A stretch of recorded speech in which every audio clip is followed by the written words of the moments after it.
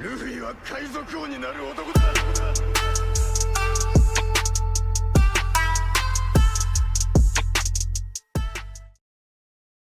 Salve Supernovas, será que o Imu irá aparecer no final do arco? E se for, o que pode acontecer na opinião de vocês? Antes de dar minha opinião, eu quero falar aqui o que o editor do Oda, um dos editores, falou recentemente sobre o fim de Egghead. Foi afirmado que Egghead terminaria com um grande incidente. No entanto, ainda há mais uma grande reviravolta nisso. Não direi mais nada ou eles vão me apagar. Ou seja, a gente ainda vai ter um grande incidente, ainda vai ter uma grande reviravolta. O que pode ser essa grande reviravolta? E aqui a gente pode entrar em várias teorias. Pode ser a última mensagem de Vegapunk, que ele vai revelar algo muito grandioso, pode ser a própria aparição do Imu, como você cita aqui, pode ser a continuação da mensagem sobre o significado dos D, pode ser tanta coisa que é até complicado pensar em uma só linha de pensamento. Mas se tem um arco que é para mostrar a aparência do Imu, eu acredito que tem que ser agora. Eu não sei vocês, mas o Imu já tem aparecido bastante desde a sua primeira aparição, mas é aquela coisa, eu acho muito difícil que decepcione, porque se o Oda tá escondendo esse tempo todo, deve ser algo realmente muito estrondoso, uma raça que o Imu é que a gente já sabia, ou que por exemplo não sabe. Vai que o Imu é um lunariano, isso explodiria a cabeça de muita gente. Mas é aquela coisa, a gente tá num arco sobre o governo mundial principalmente, o Vegapunk tá falando sobre isso, os Gorosei chegaram e já mostraram o poder de todos eles, tudo de uma vez. Eu pensei que isso seria algo mais gradual durante os arcos, mas não, o Oda já colocou todos os Gorosei de uma vez. Nada mais justo que no fim dele, essa grande reviravolta seja mostrando o Imu, a sua aparência, e aquela coisa, se Vegapunk falar toda a mensagem dele, vai deixar o Imu muito raivoso, o que fará com que ele queira resolver as coisas com as próprias mãos. É aquele famoso ditado, que é uma coisa bem feita, faça você mesmo. Então isso é mais um desejo de nós fãs que ele apareça agora no fim do arco, do que uma certeza absoluta. Eu diria que sim, eu acho que sim, ele vai aparecer aqui no fim de Egghead. Mas galera, antes de continuar, sejam bem-vindos ao canal Supernovas, o canal favorito de Eiichiro Oda. Meu nome é Isaac e sejam bem-vindos a mais um Supernovas Respondem, aquele quadro que vocês conhecem muito bem, onde a gente faz um post lá na comunidade do canal aqui no YouTube mesmo, ou lá no Instagram, @canal Supernovas, e vocês mandam teorias, opiniões que vocês têm sobre a obra, seja no mangá, seja no anime, e também algumas perguntas. Eu leio todos os comentários, selecionei alguns aqui e vou tentar responder da melhor maneira possível. Desde já eu agradeço a todo mundo que já chega no vídeo dando like, isso ajuda demais a nossa recompensa aqui no YouTube crescer ainda mais. E é claro, se vocês têm alguma coisa a adicionar aos meus comentários, é sempre muito bem-vindo. Sem mais delongas, vamos lá.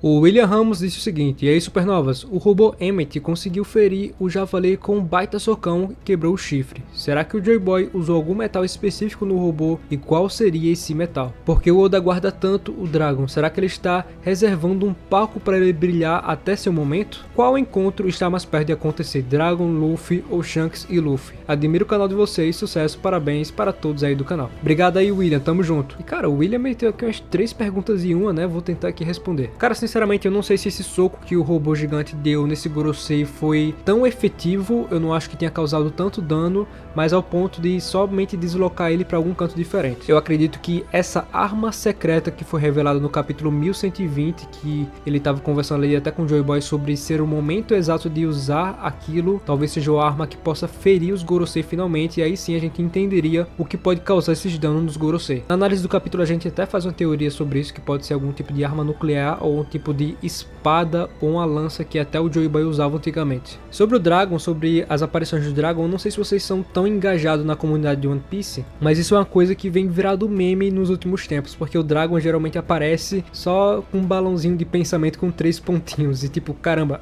ele não vai falar nada, ele que é um grande revolucionário do mundo, os homens mais procurados do mundo, não vai falar nada. E acabou que esses quadros do Dragon calado, sem falar nada de importante, sem mostrar algum tipo de emoção, causou um tipo de raiva de alguns leitores, e outros leitores só levaram no meme e acharam engraçado essa participação do Dragon ser sempre assim. Mas é claro que em algum momento ele vai ter que aparecer, ele vai ter que colocar aquele exército dele pra agir em algum momento, provavelmente na guerra final, contra o Imu, que é o inimigo final, o governo mundial. E daí a gente vai descobrir se ele possui alguma Akuma no Mi importante. Daí a gente vai ver o encontro dele com o Luffy, que vai ser muito engraçado. Tinha uma época que a galera até falava que o Dragon poderia salvar o Garp das mãos da tripulação do Barba Negra, mas cara, eu não vejo o Dragon fazendo isso, com certeza não. E a sua última pergunta aqui é sobre quem o Luffy vai ver primeiro, o Dragon ou o Shanks? Cara, eu acho mais fácil essa obra acabar do que o Luffy encontrar um desses dois, porque parece que a partir do momento que a gente evolui nessa obra, mais distante tá do Luffy encontrar ele. O próximo destino do Luffy é Elbaf. O Shanks estava em Elbaf. O Luffy já se tornou um grande pirata e mesmo assim o Shanks ainda não quer encontrar o Luffy. Eu acho que a mesma coisa é pro Dragon. O Dragon, a última coisa que ele tá pensando agora é encontrar o filho dele. Então se for pra chutar aqui, cara, eu acho que o Luffy vai encontrar primeiro o Shanks, porque eu acho que o Shanks vai acabar morrendo. Talvez até pro Barba Negra. Isso vai fazer com que o Luffy não precise mais entregar o chapéu de palha pro Shanks. Talvez o Shanks em seus últimos momentos de vida fale que o chapéu tem que ficar pro Luffy mesmo, fazendo com que o Luffy seja o último usuário do chapéu de palha da história. E sinceramente seria bem bonito. E o Rei dos Piratas falou aqui: salve Supernovas, vocês vão voltar a fazer live aqui no YouTube algum dia? Cara, no último vídeo aqui do canal, a análise do capítulo 1120, eu falei sobre o canal estar passando por uma série de mudanças. Algumas mudanças inclusive já aconteceram, só que vocês ainda não estão sabendo. Vai ter um vídeo pra isso, que a gente vai acabar explicando o que aconteceu. Eu não vou prometer a data desse vídeo, mas vai sair esse mês ainda, com certeza. E sobre as lives, é uma coisa que a gente não vem pensando atualmente. E é claro que a gente gosta de aparecer pra vocês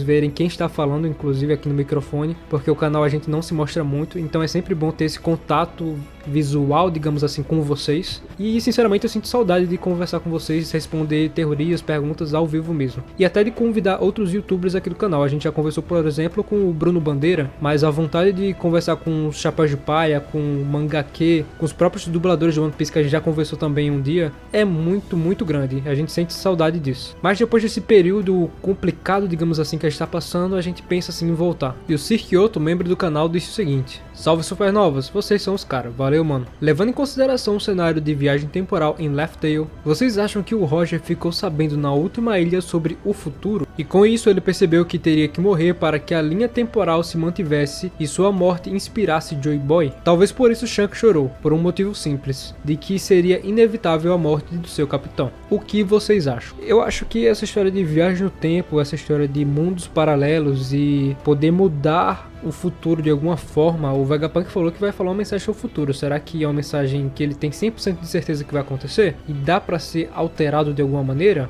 Não sei, é uma coisa que a gente tem que ver. Mas apesar de eu achar alguma coisa, o que eu acho não importa no fim das contas, porque viagem no tempo já foi um assunto que foi colocado pelo próprio Oda aqui no mangá, então não tem pra onde correr. É claro que existem duas opções aqui. O Oda pode ter usado aquilo como artifício para aquele momento específico, que foi a Toki, que ela quis passar uma mensagem, acabou passando uma mensagem para os Bainhas Vermelhas, e ok, foi aquilo e já era, nunca mais vai ser usado. E se a gente parar pra pensar bem, até que não foi tão explorado. Uma mulher que veio lá do passado, ela poderia ter oferecido bem mais informações, só que o Oden descobriu tudo lá em Laugh Tale, não foi pela mulher dele, entendeu? Mais ou menos isso. Eu não tô dizendo aqui que a Toki foi uma inútil, é claro que ela teve a sua importância narrativa dentro da obra, mas sinceramente foi pequena demais pro que ela poderia oferecer, na minha opinião. Levando isso em consideração, eu não sei se o Oda vai usar isso como base quando eles chegarem lá em Laugh Tale. É claro que o tempo aqui em One Piece é muito importante, porque o Roger não poderia completar o desejo, digamos assim, de Joy Boy, ou realizar o que Joy Boy pretendia, e para que isso fosse possível precisava do tempo para que a Poseidon nascesse, entre outras coisas. E sobre o Shanks, a teoria dele chorar naquele momento se baseia muito nisso, o Roger ter passado alguma mensagem sobre o que ele viu lá em Laugh Tale, o que ele descobriu, e que ele meio que era inútil naquele período de tempo, e o Shanks, sabendo tudo isso, acabou chorando, sabendo da responsabilidade que ele ia ter daqui pra frente. O próximo comentário aqui é do Carlos Souza. Ele fez um comentário aqui, uma pergunta muito boa, e outro inscrito acabou respondendo ela, então eu vou acabar lendo aqui duas perguntas que se completam. Senhores, acham que teremos mais personagens conhecidos sendo revelados como familiares do D? Personagens como Robin, Crocodile, Nami, Shanks, membros do Barba Negra ou algum almirante podem ser revelados no futuro? Claro que sabemos que Bug, The Clown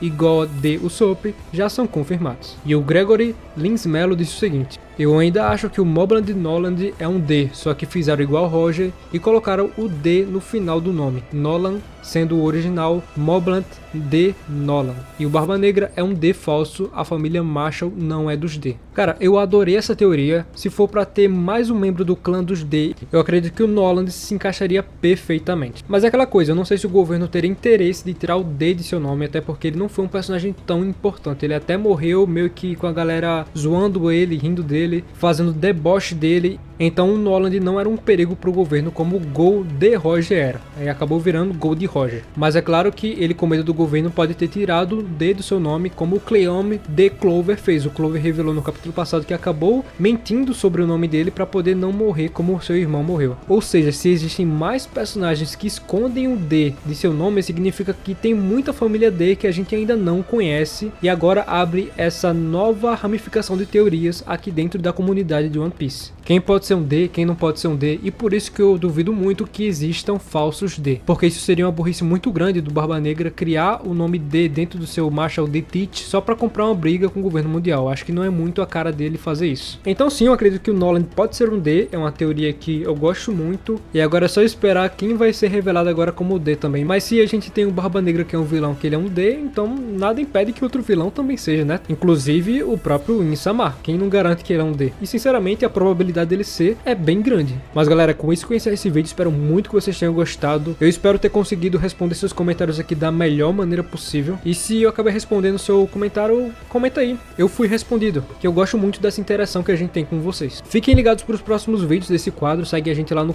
@canal Supernovas. Provavelmente o próximo post de perguntas vai acontecer por lá. E só lembrando, esse vídeo também serviu como um aquecimento para o próximo capítulo 1121 que vai lançar ainda nessa semana. Desde já, obrigado a todo mundo que deixou o like aí, deixou o comentário. Fiquem bem, até a próxima e valeu!